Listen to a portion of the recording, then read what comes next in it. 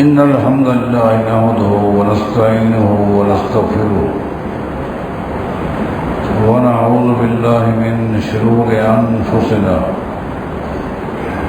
ومن سيئات أعمالنا من يهده الله فلا مضل له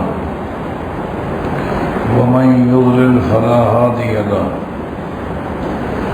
وأشهد أن لا إله إلا الله وحده لا شريك له وأشهد أن محمدا عبده ورسوله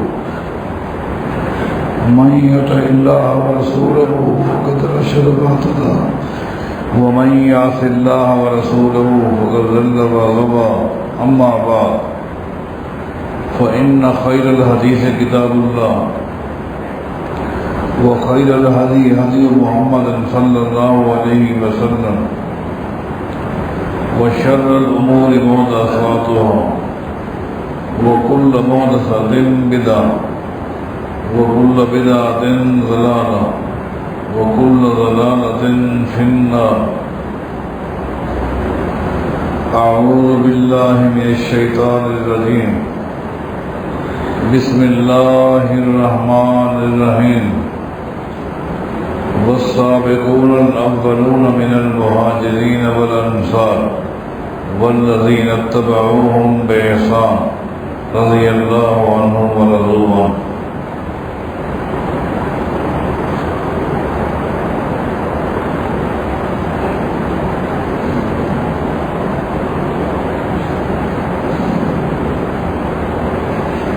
وہ 10 افراد، وہ 10 خوش نصیب جنہیں ایک ہی مجلس میں نبی علیہ الصلوۃ والسلام نے جنت کی بشارت دی، ان کا ذکر خیر، ان کی مبارک سیرت کا ذکر ہو رہا ہے۔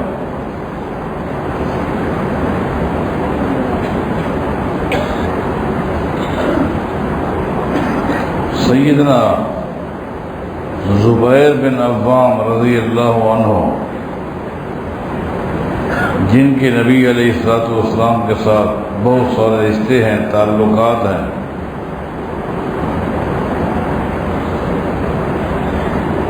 ان کی سیرت بیان ہو رہی تھی۔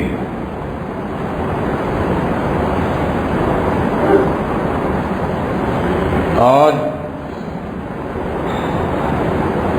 ان کی جہادی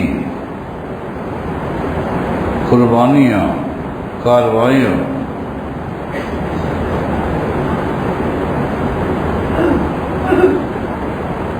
اور نبی علیہ الصلوۃ والسلام کی مبارک زبان سے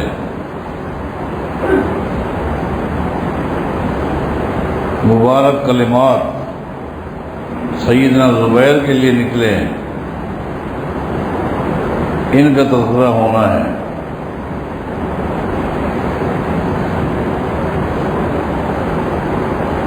لم يتخلف الزبیر من غزوۃ غزاها رسول اللہ صلی اللہ علیہ وسلم۔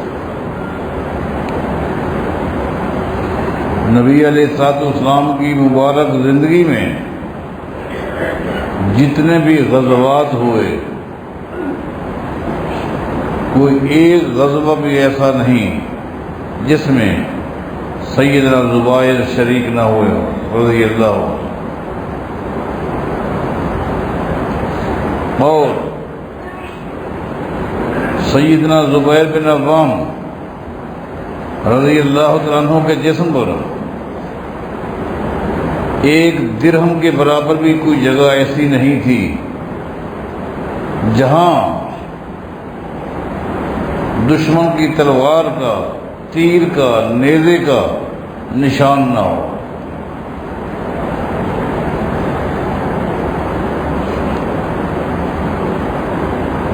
غزوہ بدر جو اسلام اور کفر کے درمیان پہلا مرکزی معرکہ ہے، 1000 سے زائد کفار، دوسری طرف 313 مجاہدین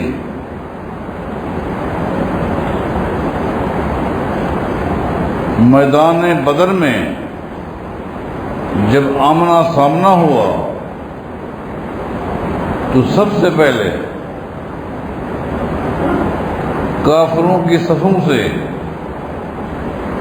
چنگھاڑتا ہوا چیختا ہوا عبیدہ آیا اور کہہ رہا تھا آج جتنے بھی مسلمان آئے ہوئے ہیں ان سب کے لیے میں اکیلا کافی ہوں۔ آج میں دیکھتا ہوں کس مسلمان کی تلوار یا نیزہ میرے جسم پر اثر کرتا ہے۔ یہ باتیں وہ کیوں کہہ رہا تھا؟ اس کی وجہ یہ ہے کہ عبیدہ لوہے کا لباس پہن کر آیا تھا اور اس لباس کو ایسی دھات لگا کر آیا تھا، جدید اصطلاح میں یوں کہیں ایسا کیمیکل لگا کر آیا تھا کہ اس کے جسم پر نہ تلوار اثر کر سکے نہ نیزہ اثر کر سکے۔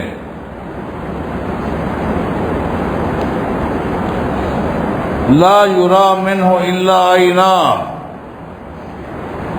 صرف اس کی چھوٹی چھوٹی آنکھیں ظاہر تھیں۔ اس لیے بڑے گھمنڈ میں یہ جملے کہہ رہا تھا۔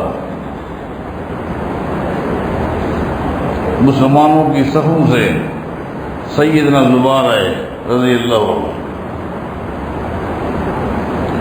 سیدنا زبیر رضی اللہ عنہ وہ مجاہد تھے جو ہمہ وقت دشمن کے مقابلے کے لیے اپنے پاس تلوار بھی رکھتے تھے، تیر بھی رکھتے تھے، نیزہ بھی رکھتے تھے۔ نیزے کے ذریعے عبیدہ پر وار کیا۔ جدید اصطلاح میں یوں کہیے جس طرح ڈرون نشانے پہ لگتا ہے، سیدنا زبیر رضی اللہ عنہ کا نیزہ سیدھا عبیدہ کی آنکھ میں جا کے لگا۔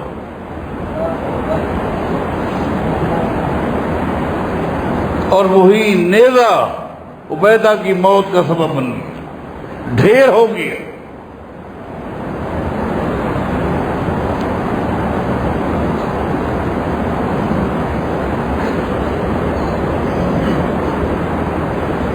نبی علیہ السلام نے فرمایا تھا لِكُلِّ نَبِيٍّ حَوَارِيٌّ وَحَوَارِي الزُّبَيْرُ وَطَلْحَةُ، لوگوں ہر نبی کو اللہ نے گارڈ دیے، میرے دو گارڈ ہیں، ایک زبیر ہے ایک طلحہ ہے۔ نبی علیہ السلام کی مبارک زبان سے مبارک جملہ نکلا، فرمایا فداک ابی و امی یا زبیر، اے زبیر تیرے اوپر محمد کے ماں باپ قربان ہوں۔ کیا یہ اظہار؟ جنگ کے خاتمے پر نبی علیہ السلام نے فرمایا تھا لوگوں زبیر کے سر کو دیکھو، علی راسہ امامۃ صفراء، آج زبیر جب آیا ہے تو سر پر زرد رنگ کا امامہ پگڑی پہن کر آیا ہے، اور سنو آج آسمان سے جتنے فرشتوں کو اللہ نے ہماری مدد کے لیے بھیجا ہے، اللہ نے حکم دیا ہے زبیر کے سر پر جس طرح کی پگڑی ہے اسی طرح کا تم بھی امامہ پہن کے جاؤ۔ تمام فرشتوں کے سروں پر زرد رنگ کے امامے ہیں۔ یہ کوئی اعزاز کم ہے؟ یہ کوئی مقام کم ہے؟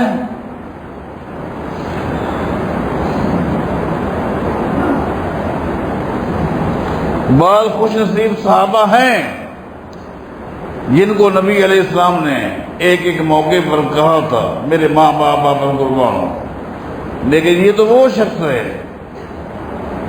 جنگ احد کو دیکھیں، وہاں پر بھی جس قدر دشمنوں نے نبی علیہ السلام پر حملے کی کوشش کی، ہر طرف زبیر اور طلحہ ڈھال بنتے رہے، ڈھال بنتے رہے، ڈھال بنتے رہے، حتیٰ کہ ایک وقت لگاتار 3 کافروں نے جب نبی علیہ السلام پر حملہ کیا، میں پہلے ذکر کر چکا ہوں، سیدنا زبیر ایسے ڈھال بن گئے، ایسے ڈھال بن گئے کہ ان کو پیچھے ہٹنا پڑا، اور نبی علیہ السلام نے فدا کا ابی و امی یا زبیر، اے زبیر میرے ماں باپ تیرے پر قربان۔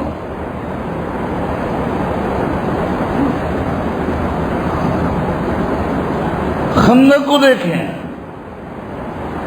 نبی علیہ السلام نے فرمایا تھا خندق کے موقع پر، غزوہ احزاب، غزوہ خندق، نبی علیہ السلام نے فرمایا تھا یہ اطلاع تو مجھے مل چکی ہے کہ بنو قریظہ کے یہودی مکمل ترتیب کے ساتھ مکے کے کافروں کے ساتھ ملنے والے ہیں، اور یہ بھی مجھے اطلاع مل چکی ہے کہ وہ کہہ رہے ہمارے درمیان جو آئے گا مسلمان اس کو کچل کے رکھ دیں گے، ان کا روٹ کون سا ہے، کس پرمٹ سے وہ گزرنے والے ہیں، یہ کون رات کی تاریخی ہے، ان کے مکمل حالات کون دے سکے گا؟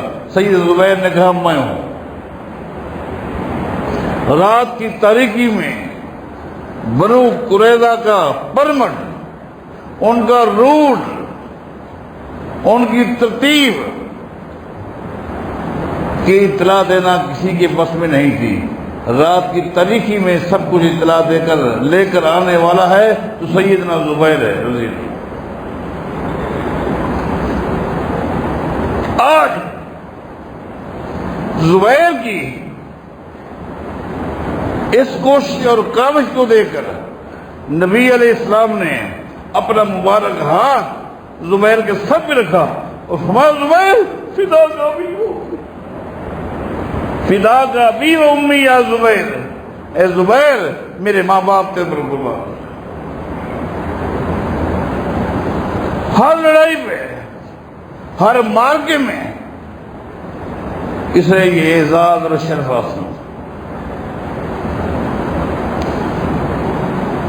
کیونکہ باتیں بہت ساری کرنی ہیں، اس لیے یہاں سے جو بات شروع کرنے لگا ہوں اس پر خاص توجہ کرنی ہے۔ اسلام کے خلاف یہودیوں کی، خوارج کی، منافقین کی، ابن سبا کی مشترکہ پالیسی کام کر گئی،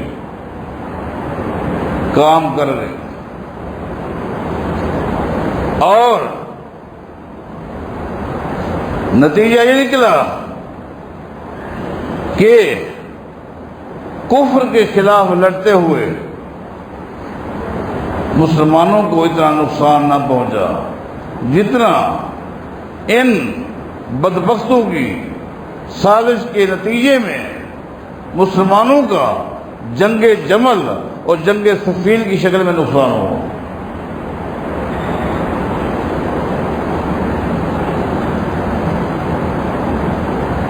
جس وقت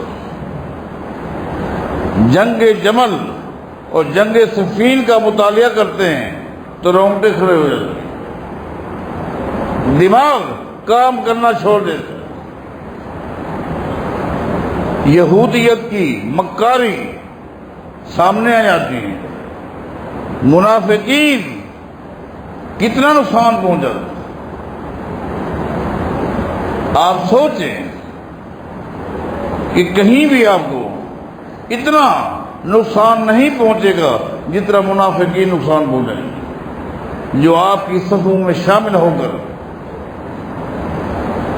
آپ کے ہمدرد بن کر آپ کو نقصان پہنچاتے ہیں، بار بار نقصان نہیں دیا۔ جب کبھی بھی مسلمانوں کے ساتھ ایسا ہوا، جب آنکھیں کھلی مسلمانوں کی، پتہ چلا کہ درمیان میں منافقین تھے،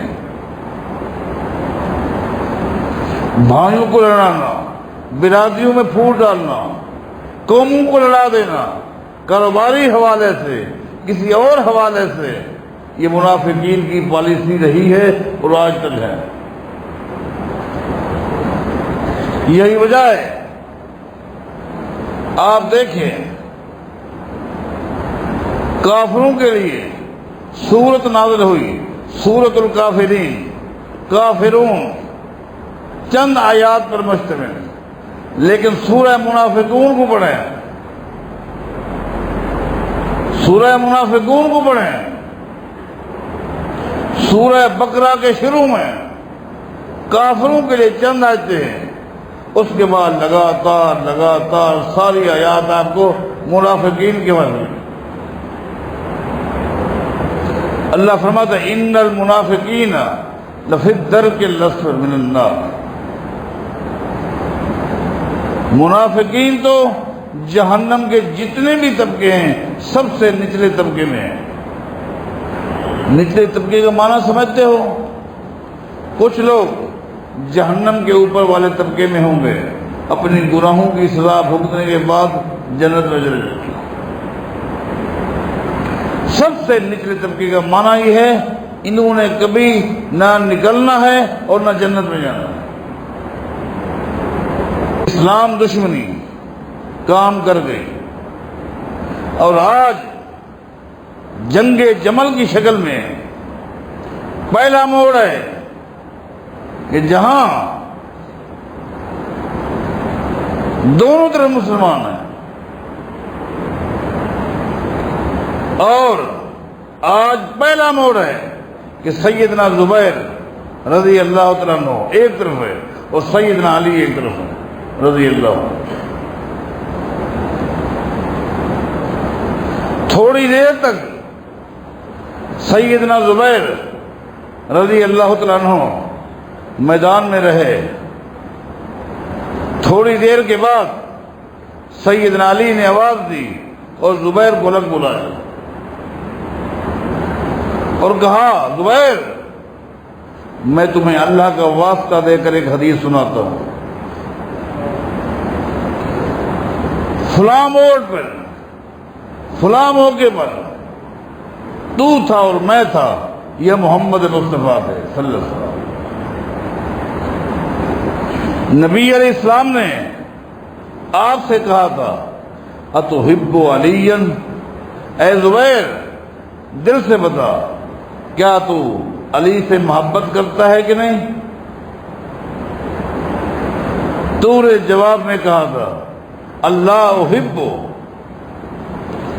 ابن خالی وعلی دینی، اے اللہ کے رسول صلی اللہ علیہ وسلم یہ کیسے ہو سکتا ہے کہ میں علی کے ساتھ محبت نہ کروں؟ علی میرے ماموں کا بیٹا ہے، اس سے بڑھ کر یہ کہ دین اسلام بنا۔ نبی علیہ السلام نے پھر میری طرف توجہ کی تھی اور مجھے کہا تھا یا علی، اے علی اتحبہ، کیا تو زبیر سے محبت کرتا ہے؟ دل سے بتا علی کیا تو زبیر سے محبت کرتا ہے کہ نہیں؟ میں نے کہا تھا اللہ احب ابن عمتی وعلی دینی، زبیر کون ہے؟ میری پھوپھی کا بیٹا ہے، اس سے بڑھ کر یہ ہے کہ دین اسلام پر ہے، میں اس سے کیسے محبت نہ کروں؟ اس کے بعد نبی علیہ السلام نے تجھے کہا تھا لَتُقَاتِلَنَّهُ فَإِنَّكَ لَهُ ظَالِمٌ، اے زبیر سن لیں، ایک وقت آئے گا کہ تو علی کے ساتھ لڑے گا۔ اللہ، پھر میں کیوں نہ کہوں کہ نبی علیہ السلام کون ہے؟ ناطق وحی ہے۔ سنو میں بات پوری کروں گا انشاءاللہ. جب تک نبی علیہ السلام کو ناطق وحی نہیں مانو گے، نہ تمہارا عقیدہ صحیح ہے، تمہارا عمل صحیح ہے.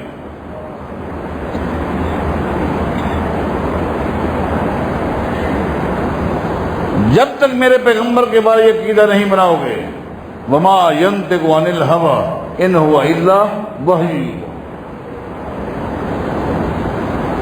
جب بھی میرے پیغمبر کے دین اسلام کے حوالے سے ہونٹ زبان حرکت کرتی ہے تو جو جملہ نکلتا ہے وہ اللہ کی وحی ہوتی ہے.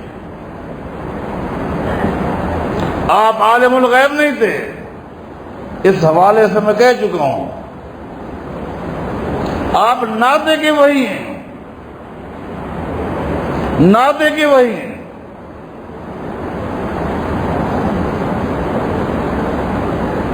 لَتُقَاتِلُنَّهُ وَإِنَّكَ لَهُ ظَالِمٌ. زبیر، ایک وقت آنے والا ہے تو علی کے مقابل میں ہوگا اور یہ تیرا عمل علی کے ساتھ زیادتی کہلائے گا.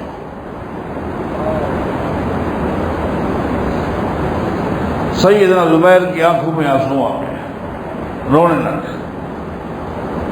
کہتے واللہ واللہ لقد نصیتہ منذ سمعت رسول اللہ صلی اللہ علیہ وسلم حتی ذکرت اللہ. اے علی، اللہ کی قسم کھا کر کہتا ہوں، جس دن نبی علیہ السلام نے حدیث بیان کی تھی اسی دن ہی میں بھول گیا تھا. اسی دن ہی اللہ نے یہ حدیث میرے دماغ سے نکال دی.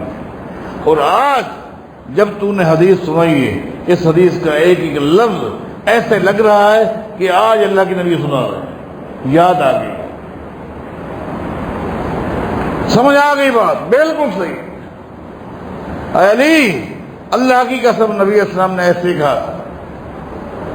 اس کے بعد سیدنا زبیر رضی اللہ تعالیٰ عنہ نے زوردار آواز سے کہا تاکہ لوگ بھی سن لیں.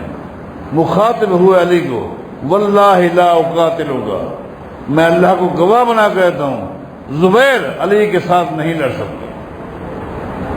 اعلان کیا لوگوں، علی نے مجھے حدیث سنائی، لہذا میں برات کا اظہار کرتا ہوں. اس جنگ میں میں برات کا اظہار کرتا ہوں. یہ کہا اور گھوڑے کی لگام کو رخ بدلا اور مدینے کی طرف روانہ ہو گئے. سیدنا زبیر بن عوام رضی اللہ تعالیٰ عنہ مدینے کی طرف چل پڑے. حضرات، سیدنا علی رضی اللہ تعالیٰ عنہ کی صفوں میں شریک ایک شخص ابن جرموز ابن سبا کا ایجنٹ، خاکی ذہن رکھنے والا ابن جرموز اپنے دو ساتھیوں سے مخفی انداز میں کہتا ہے، ایک ایک کر کے نکلو، پتہ نہ چلے، ایک ایک کر کے نکلو. اور زبیر کو درمیان میں گھیر لیتے ہیں. ابن جرموز نکلا، اس کے دو ساتھی بھی ترتیب کے ساتھ نکلے، حتیٰ کہ سیدنا زبیر کے قریب پہنچے. جب سیدنا زبیر رضی اللہ تعالیٰ عنہ کو احساس ہوا کہ کوئی پیچھے ہے، رک گئے. جو یہ تینوں قریب آئے، سیدنا زبیر کا ایک روب تھا، ایک دبدبا تھا. دو تو ایک دم غائب ہو گئے، چھپ گئے. ابن جرموز نے کھڑے ہو کر کہا، میں معافی مانگتا ہوں، میں توبہ کرتا ہوں، دوبارہ ایسی حرکت نہیں کروں گا. ٹھیک. سیدنا زبیر رضی اللہ تعالیٰ عنہ مدینے کی طرف روانہ ہو گئے. اس ابن جرموز پر شیطان نے پھر حملہ کیا، اس کے دل پر حملہ کیا، اس کو دوبارہ ترغیب دلائی دوبارہ اکسایا، دوبارہ یہ حملہ کرنے کے لیے سیدنا زبیر قریب آتا ہے، پھر اسی طرح دبدبا، روک، طاری ہو جاتا ہے، معافی مانگ، 3 مرتبہ اس نے یہ عمل کیا، 3 مرتبہ ناکام رہا، آخر کار یہ بھی غائب ہو گیا، تینوں غائب ہو گئے۔ سیدنا زبیر رضی اللہ تعالیٰ عنہ مطمئن ہو کر مدینے کی طرف جا رہے ہیں، درمیان میں ایک وادی آتی ہے، اس وادی کا نام ہے وادی سبا، اس وادی پر رکے، نماز کا وقت تھا، نماز پڑھنے کے لیے نماز پڑھ رہے تھے، ان تینوں نے حملہ کیا اور سیدنا زبیر کو شہید کر دیا۔ سیدنا زبیر نماز میں تھے، پیچھے سے ان تینوں بدبختوں نے حملہ کیا اور سیدنا زبیر کو وہی شہید کر دیا نماز کی حالت میں۔ اس ابن جرموز ملعون نے سیدنا زبیر کا سر جسم سے جدا کیا اور سر کو اپنے پاس رکھا اور سیدھا سیدنا علی کی طرف مبارکباد لینے کے لیے جا رہا ہوں۔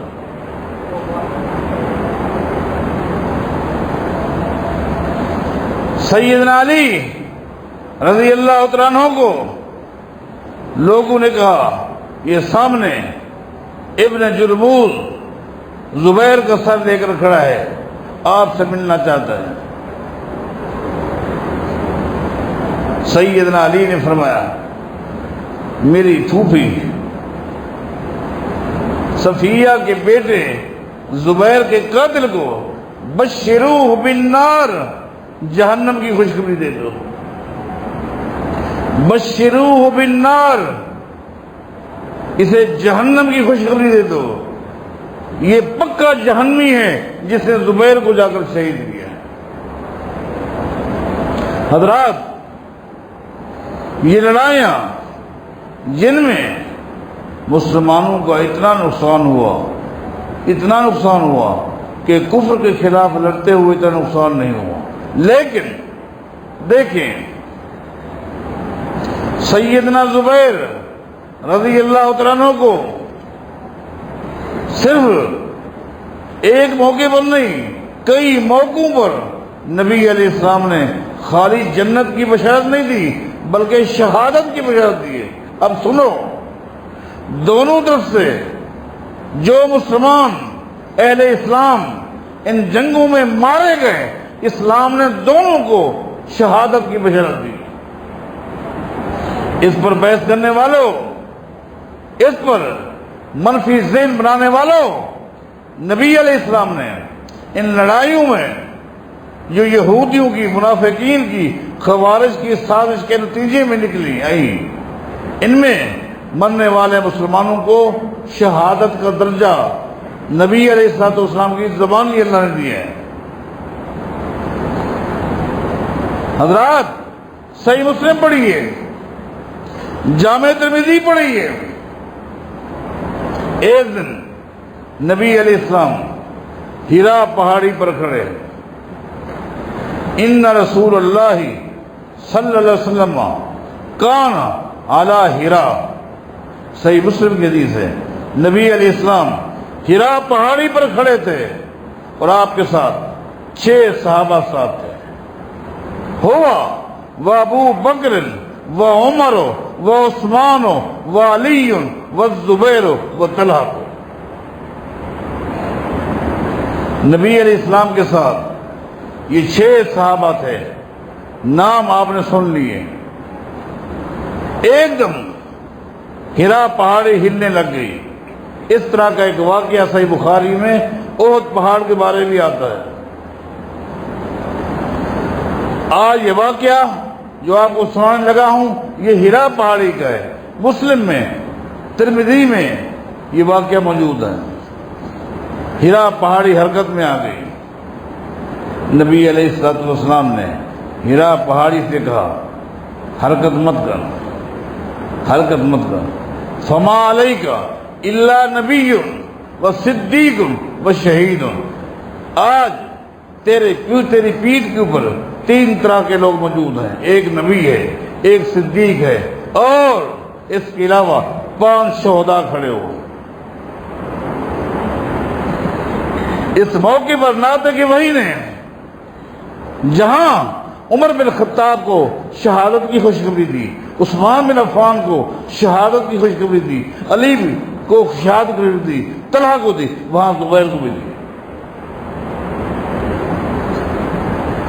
اور دوسری طرف اس مارکے میں مسلمان جو مارے گئے ان کو بھی نبی علیہ السلام نے یہ بشارت دی۔ آپ بخاری مسلم اٹھائیں، نبی علیہ السلام نے عمار بن یاسر سے کیا کہا تھا؟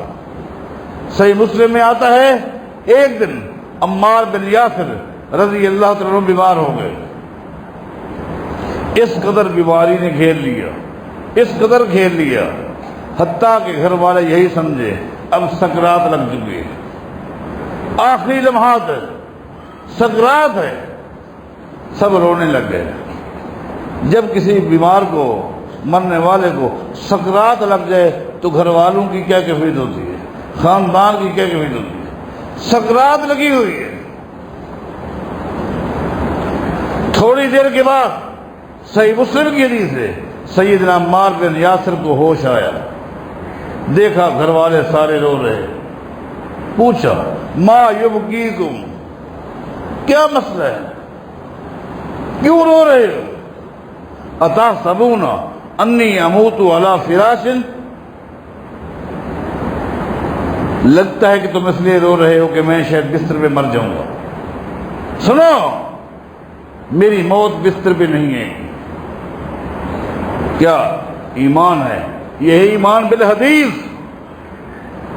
آج ساری بیماریاں ایمان بالحدیث میں کمزوری کی وجہ سے آتی ہیں۔ ایمان بالحدیث کو مضبوط کرو، نبی علیہ السلام کے فرامین کے بارے عقیدہ بناؤ۔ اللہ کی وحی ہے، قرآن اللہ کی وحی، حدیث اللہ کی وحی۔ فرق یہ ہے قرآن اللہ کی وحی بھی، اللہ کی کلام بھی ہے، حدیث اللہ کی وحی ہے، کلام محمد رسول اللہ۔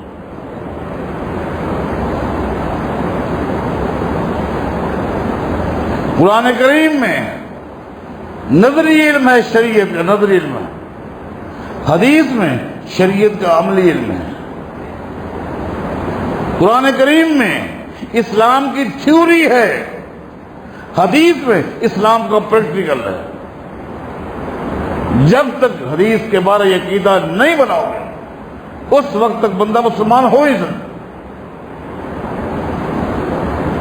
یہ ایمان بالحدیث۔ اچانک ہوش آیا، کسے؟ عمار بن یاسر رضی اللہ عنہ۔ گھر والوں کو روتے ہوئے دیکھو۔ اتحسبون، کہتے ہیں اتحسبون انی اموت علی فراش، لگتا ہے اس لیے رو رہے ہو کہ شاید میرا آخری وقت، میرا انتقال بستر پہ ہو نہیں سکتا۔ اخبرنی رسول اللہ صلی اللہ علیہ وسلم انی اقتل، نبی علیہ السلام نے مجھے شہادت کی خوشخبری دی۔ یعنی اس کنڈیشن میں بھی اس بندے کا، صحابہ کا حدیث کے ساتھ کیا تعلق ہے، حدیث کے اوپر کیا ایمان۔ عمار بن یاسر بھی قتل کیے گئے، شہید ہوئے، سیدنا علی کے گروپ میں تھے، لہذا یہ لڑائیاں ہوئیں، نقصان ہوا، یہودیوں کی، منافقین کی پالیسی کے تحت نقصان ہوا۔